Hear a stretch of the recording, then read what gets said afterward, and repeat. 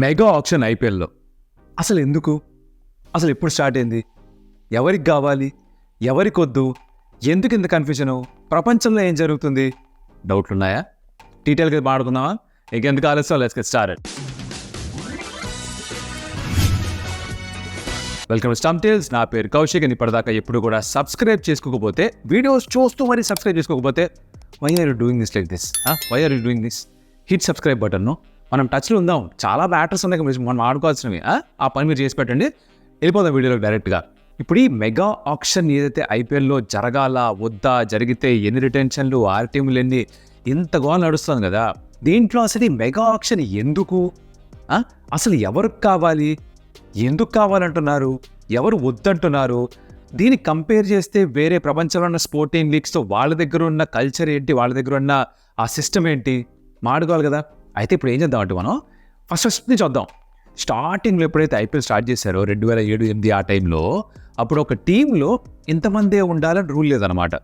వేసేసుకున్నారు 25, 30, 32, 33 అలా వేసుకుంటూ పోయారనమాట. అయితే ఇదేదో బాగాలేదు, తేడా కొట్టేస్తుంది. ఇప్పుడు ఒక ప్లేయరు 2 టీంలు కలిపి ఇట్లా 30-40 ప్లేయర్లు తీసేసుకుంటే 70 ప్లేయర్లు అక్కడే అయిపోయారు, మన ప్లేయర్లు దొరకదని చెప్పేసి బీసీసీ ఏమన్నారంటే, ఏం మీరు ఓనాక్షన్ చేస్తున్నారా? ఇట్లా కాదు, 25 మెంబర్స్ మాత్రమే క్యాప్ పెడుతున్నావు, దాంట్లో 8 మెంబర్స్ ఫారినర్స్ మాత్రమే క్యాప్ పెడుతున్నావు, దీంట్లో మీరు ఏం చేస్తారో చేసుకోండి, ఈ పర్సు మీకు ఇస్తున్నావు, ఇంత డబ్బులోనే ఖర్చు పెట్టాలి, ఇవన్నీ చెప్పి వదిలేశారు. ఇంకా ఎప్పుడైతే ఆ ప్లేయర్ క్యాప్ పెట్టారో అప్పటి నుంచి ఈ మెగా ఆక్షన్ కోసం ఎదురు చూస్తున్నారు. ఎవ్రీ 5 yearsకి ఒకసారి మెగా ఆక్షన్ చేస్తామని స్టార్టింగ్లో చెప్పారు. తర్వాత 3 ఏళ్ళకి ఒకసారి అని మార్చారు. కానీ ఇలా ప్రతిసారి ఊరికే అంటే 3 సంవత్సరాలకు ఒకసారి మారుస్తూ పోతే బాగా పర్ఫామ్ చేస్తున్న టీమ్స్ వాళ్ళేమో మాకు వద్దంటారు. ఆబ్వియస్లీ ఇప్పుడు Chennai Super Kings, Mumbai Indians, KKR, Sunrisers Hyderabad ఎక్కువగా గెలిచింది వీళ్ళేగా. అంటే ఒక Deccan Chargers, Sunrisers Hyderabad, so basically Hyderabad franchise. ఈ 4 టీంలు మల్టిపుల్ టైమ్స్ ఐపీఎల్ గెలిచినారు టైటిల్. వాళ్ళు ఏమిట్రా అంటే, మా దగ్గర ఉన్న ప్లేయర్స్తో మేము గెలిచాం కాబట్టి, మా దగ్గర ఉన్న ప్లేయర్స్ మేము ప్లేయర్స్ దగ్గర వెళ్ళాం కాబట్టి మాకు ప్లేయర్లు బాగానే ఉన్నారు, మేము హ్యాపీసు, ఈ వద్దు మాకు దిక్కుమాల మెగా ఆప్షన్ వాళ్ళు అంటున్నారు. మిగతా టీమ్స్ ఏవైతే ఉన్నాయో, somebody like Delhi Capitals, Punjab Kings, RCB, ఇలాంటి టీమ్స్కి ఏమిట్రా అంటే వీళ్ళకి ఖచ్చితంగా మెగా ఆప్షన్ కావాలి. ఎందుకంటే వీళ్ళు ఇన్ని సంవత్సరాలుగా ప్రయత్నం చేస్తున్నారు కానీ ఇప్పటిదాకా టైటిల్ వచ్చింది లేదు. అది వాళ్ళకి ప్రాబ్లం. అందుకనే మనం జరిగిన మీటింగ్లో కూడా నెస్వాదియా, మాకు కావాలి రాబాయ్, మీకు వద్దంటే మామూలుగా చేసుకోమంటారు, వీ వాంట్ ఇట్ యా అని చెప్పి ఫైట్ చేశారంటే ఆర్గ్యుమెంట్లు గట్రా అయిపోయాయంట. అండ్ కేకేఆర్ లాంటి టీమ్స్ ఏంటి, మేము కష్టపడి ఓ టీమ్ని ఫామ్ చేసుకొని, ఒక న్యూక్లియస్ ఫామ్ చేసుకొని, కోర్ టీమ్ సెటప్ చేసుకొని, ప్లేయర్స్ అందరినీ కూడా మేము వాళ్ళని యంగ్గా క్యాప్చర్ చేసి వాళ్ళని గ్రూమ్ చేసుకున్న తర్వాత మీరు వచ్చి కొట్టుకెళ్ళిపోతారు, అట్లా గద్దెలా తనికెళ్ళిపోతామంటే ఎట్టకుండా మేము హౌ ఇస్ ఇట్ ఫేర్ అని వాళ్ళు అడుగుతున్నారు. ఇప్పుడు ఇంతరూ కరెక్టే ఒక రకంగా చూస్తే. కాకపోతే ఇక్కడ ప్రపంచవ్యాప్తంగా ఏం జరుగుతుంది దీని గురించి కూడా మాట్లాడుకోవాలి మనం. ఇప్పుడు ఇండియన్ ప్రీమియర్ లీగ్ అంటే మనకి ఫస్ట్ గుర్తొచ్చింది ఏంటి? English Premier League. అదే యూకేలో జరిగే ఫుట్బాల్ టోర్నమెంట్లు. అక్కడి నుంచి చూస్తే దాదాపుగా ఈ ఫ్రాంచైజీ బేస్ సిస్టమ్ తీసుకొచ్చారు ఇండియాకు కూడా, రైట్? ఈపీఎల్లో ప్రీమియర్ లీగ్లో కావచ్చు, ఇంకొక లీగ్లో కావచ్చు, లాలీగాలో కావచ్చు, లేకపోతే ఇంకెక్కడో చోట ఫలా ఏ లీగ్ చూసుకున్నా సరే జరిగేది ఏమిట్రా అంటే, టిపికల్గా మీరు ఒక ప్లేయర్ని ఎర్లీగా మీరు సైన్అప్ చేసుకుంటే, అంటే వాళ్ళ దగ్గర ఇప్పుడు అకాడమీస్ ఉంటాయి. Like Liverpool has their own academy, man United has their own academy, Arsenal has their own academy. దాంట్లో చిన్నపిల్లల్ని కూడా తీసుకొచ్చి అక్కడ ట్రైన్ చేస్తూ ఉంటారు. ప్రపంచానికి తెలియకుండా ట్రైన్ చేస్తారు, అంటే జాగ్రత్తగా కాపాడుకుంటారు వాళ్ళు. వాళ్ళని అంచెలంచెలుగా ట్రైన్ చేసి వాళ్ళు Under 13, Under 15, Under 17 అట్లా ప్రతి గ్రేడ్లో ఆడిస్తూ వచ్చి సెకండ్ లెవెల్లో ఆడించి తర్వాత వాళ్ళు మెయిన్ టీంలో డెబ్యూ చేస్తారు. కాకపోతే వీళ్ళు ఎర్లీగా వీళ్ళని ఐడెంటిఫై చేసుకొని వీళ్ళు గ్రూమ్ చేస్తారు కాబట్టి, తనపైన వీళ్ళు ఇన్వెస్ట్ చేస్తారు కాబట్టి ఒక మల్టీ-ఇయర్ డీల్ సైన్ చేసుకుంటారు. అంటే మేము నిన్ను తీర్చిదిద్దుతున్నాం, మేము నీకు కావాల్సిన ఫెసిలిటీస్ ఇస్తున్నాం, మేము నిన్ను డెవలప్ చేస్తున్నాం, సో ఫస్ట్ 5 to 10 years మాతో పాటు ఆడాలని చెప్పి డీల్ సైన్ చేసుకుంటారు. మల్టీ-మిలియన్ కాంట్రాక్ట్ డీల్ అవి ఓకే, వాళ్ళు సైన్ చేసేస్తారు, బాగానే ఉంది. ఆ డీల్ అయిపోయిన తర్వాత కనుక ఎవరన్నా ఆ ప్లేయర్లో ఇంట్రెస్ట్ చూపిస్తే ట్రేడింగ్ జరుగుతుంది. ఇది ఒక రకం. ఐపీఎల్ ఏం జరుగుతుంది? 3 ఏళ్ళకి ఒకసారి మెగా ఆప్షన్ తీసుకొచ్చి, ఇక్కడ ఈ ప్లేయర్ ఉన్నాడా, ఇప్పుడు అక్కడికి వెళ్ళిపోతాడు, అక్కడ ఈ ప్లేయర్ ఉన్నాడా, ఆప్షన్కి వెళ్ళిపోతాడు, మళ్ళీ తీసేసుకుంటారు. అలా కాదా, ఆర్టీఎంలు ఇచ్చేస్తాం, మీరు బిడ్ చేసినా సరే ఆర్టీఎంతో వెనక్కి తీసుకోవచ్చు. ఇలాంటి కాన్సెప్ట్లు తీసుకొచ్చి టీమ్కి ప్రాబ్లమ్స్ క్రియేట్ చేస్తున్నారు. బికాస్ ప్రతి ఒక్క ఫ్రాంచైజ్ ఏమంటున్నారంటే, somebody like Chennai Super Kings or Mumbai Indians or KKR, వీళ్ళు కూడా అకాడమీస్ నడుపుతూ ఉంటారు. వీళ్ళు కొంతమంది players, for example Rinku Singh for KKR, వీళ్ళు ఎర్లీగా ఐడెంటిఫై చేసి వాళ్ళ దగ్గర అట్టే పెట్టుకొని ఒక 2-3 సీజన్ల పాటు దాన్ని గ్రూమ్ చేసుకున్న తర్వాత వాళ్ళు మంచి ప్లేయర్స్లోకి మారుతున్నారు. సో ఆ ప్లేయర్స్ వాళ్ళ దగ్గర ఉండాలని వాళ్ళ కోరిక. కాకపోతే ఇప్పుడు ఏమిట్రా అంటే అలాంటి ప్లేయర్స్ మళ్ళీ ఇప్పుడు ఆప్షన్లోకి వస్తే వాళ్ళకి కావాల్సిన ధర రావచ్చు కదా అనొచ్చు. ఇదొక ఆర్గ్యుమెంట్ ఉంది. కానీ దీనికి ఎక్కడో బ్యాలెన్స్ ఒకటి క్రియేట్ చేయాలి. అంటే ఇప్పుడు మీరు ఒక ప్లేయర్ని ఐడెంటిఫై చేసి మీరు గ్రూమ్ చేసుకున్నారు, సరే బాగానే ఉంది. తనకి కావాలంటే ఆ బేస్ ప్రైస్ కంటే ఎక్కువ డబ్బులు ఇచ్చే విధంగా బహుశా రూల్స్లో మార్పులు తీసుకొస్తే మేబీ ట్రాన్స్పరెంట్ మెథడ్లో కేకేఆర్ ఫర్ ఎగ్జాంపుల్ రింకు సింగ్కి ఎక్కువ డబ్బులు ఇచ్చి తను రిటైన్ చేసుకునే అవకాశం ఉంటే, టీంలో వచ్చుకునే అవకాశం ఉంటే బాగుంటుందేమో. That's what KKR also wants. కాకపోతే ఇప్పుడు రింకు సింగ్ లోపలికి వస్తే ఆప్షన్లోకి తీసేసుకుని రెడీగా ప్రతి టీం కూడా ఉంది. బికాస్ రింకు సింగ్ సడన్గా హాట్ ప్రాపర్టీ.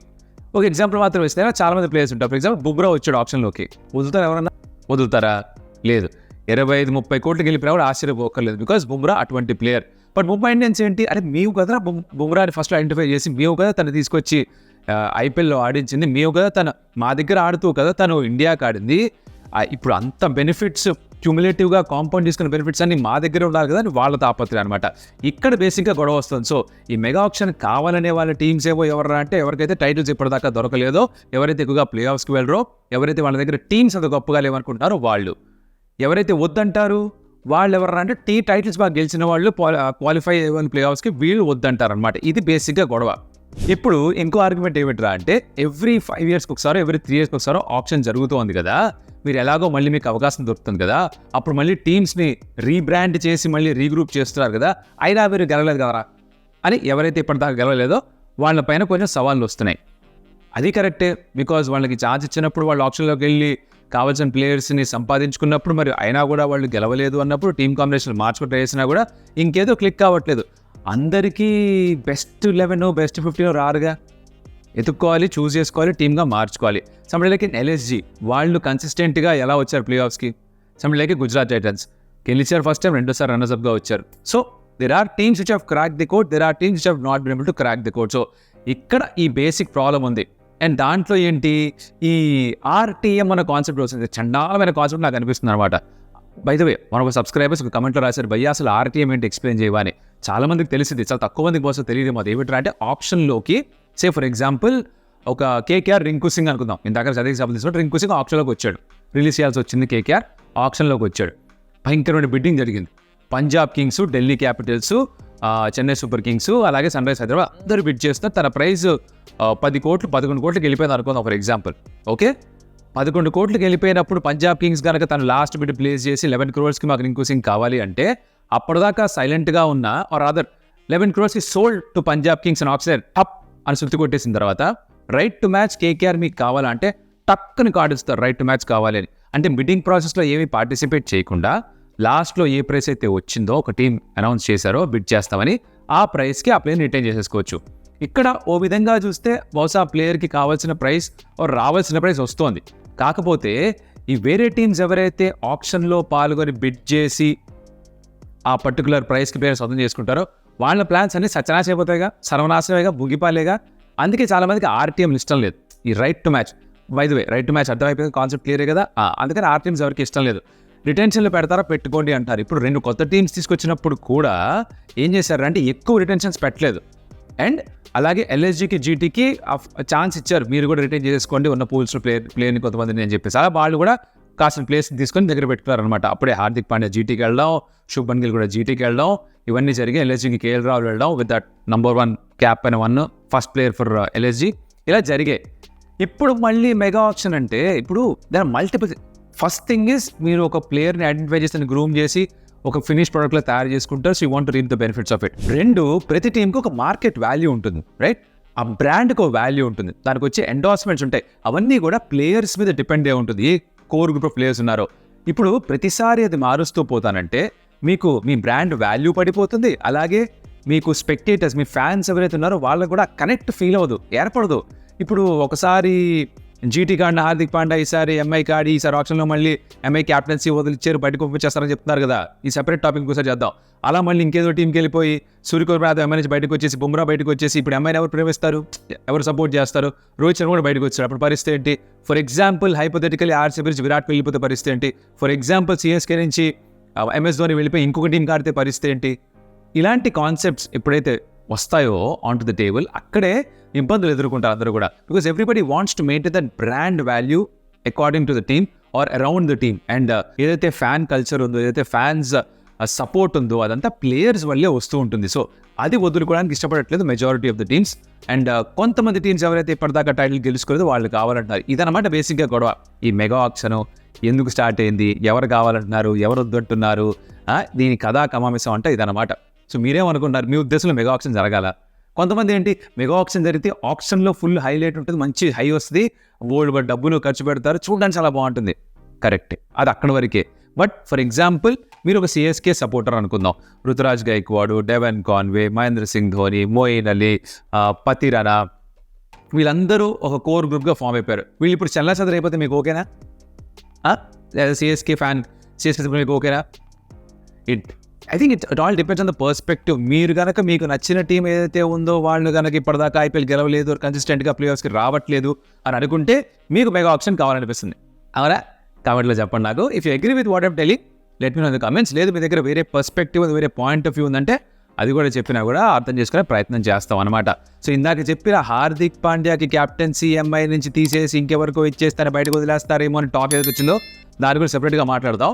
అండ్ ఓవరాల్గా రిటెన్షన్స్ ఎన్ని ఇస్తున్నారు అంటే ఎంతమంది ప్లేయర్ రిటైన్ చేసుకోవచ్చు, దానికి ఇప్పటిదాకా క్లారిటీ లేదు. రకరకాల వార్తలు వస్తున్నాయి. 4+2 అని, 6 రిటెన్షన్స్ అని, 5 to 6 ఉండొచ్చు అని, 4 రిటెన్షన్స్ 2 RTMs అని, నచ్చినట్టు ఎవరికి నచ్చినట్టు వాళ్ళు రాసేసుకుంటున్నారు బోల్డ్ అని వెబ్సైట్స్లో, బోల్డ్ అని వీడియోస్లో. ఇప్పటిదాకా ఒఫిషియల్గా ఎలాంటి న్యూస్ రాలేదు. అవన్నీ కూడా ఊహాగానాలే. మీకు ఆ ఊహాగానాలు కావాలనుకుంటే తీసుకొని అవి ఎంజాయ్ చేసుకోండి. బట్ ఎప్పుడైతే నిజంగా బయటకు ఒక వార్త వస్తుందో కన్ఫర్మ్డ్గా, అప్పుడు దాని గురించి మాట్లాడుకుందాం. దాని రిపర్కషన్స్ అంటే దానివల్ల అడ్వాంటేజ్లు ఏంటి, డిసడ్వాంటేజ్లు ఏంటి, అప్పుడు యాక్చువల్లీ మాట్లాడుకుందాం. ముందుగానే ఈ రూమర్స్ వినేసి అవునా 4+2 6 అయితే మనం కైకురే పోయి అది వద్దని నాకు అనిపిస్తుంది. మనం జరా ఇవాల్వ్డ్ క్రికెట్ ఫ్యాన్స్ కాబట్టి, మనకు కొంచెం కామన్ సెన్స్ ఉన్న క్రికెట్ ఫ్యాన్స్ కాబట్టి, మనం కాస్త యావరేజ్ క్రికెట్ ఫ్యాన్ కంటే కొంచెం ఎక్కువ ఇన్ని సంవత్సరాలుగా క్రికెట్ చూస్తున్నప్పుడు ఆబ్వియస్లీ మనం కూడా క్రికెట్ని చూసే విధానం, ఆప్షన్ని అర్థం చేసుకునే విధానం, ఇవన్నీ మనకు కూడా అర్థమవుతాయి బెటర్గా. సో రెగ్యులర్గా రూమర్స్లో కొట్టుపోకండి అండ్ వెయిట్ చేయండి ఒఫిషియల్ న్యూస్ కోసం. అది వచ్చినప్పుడు మాట్లాడుకుందాం. అప్పటిదాకా ఈ ఐపీఎల్ హంగామా న్యూస్లు వస్తూనే ఉంటాయి, ఎంజాయ్ చేస్తుండండి. వీడియో నచ్చుంటే కనుక like the video, share it your friends, because that will help the algorithm. YouTube ఇంకొంతమంది చూపిస్తుంది, అది ఆర్గానిక్ రీచ్ ఇస్తుంది మాకు. అలాగే subscribe to Stump Tales because that will help us grow. And అది మాకు బాగా నచ్చుతుంది, మాకు మోటివేషన్ ఇస్తుంది. మరి కూడా మళ్ళీ కలుస్తా. ఐపీఎల్ వచ్చేంత వరకు రెగ్యులర్గా ప్రతి వారంలో 1-2 ఐపీఎల్ వీడియోస్ చేస్తూ పోదాం మనం, బికాస్ చాలా టాపిక్లు కవర్ చేయడానికి ఆ పనిలో ఉంటాను. మీరు మీ పనిలో ఉండండి. ఏది ఆ సబ్స్క్రైబ్, లైక్, షేర్. ఇంకోటి మళ్ళీ కలుస్తా. అప్పటిదాకా మా బ్రో, అదియోస్ అమిగో.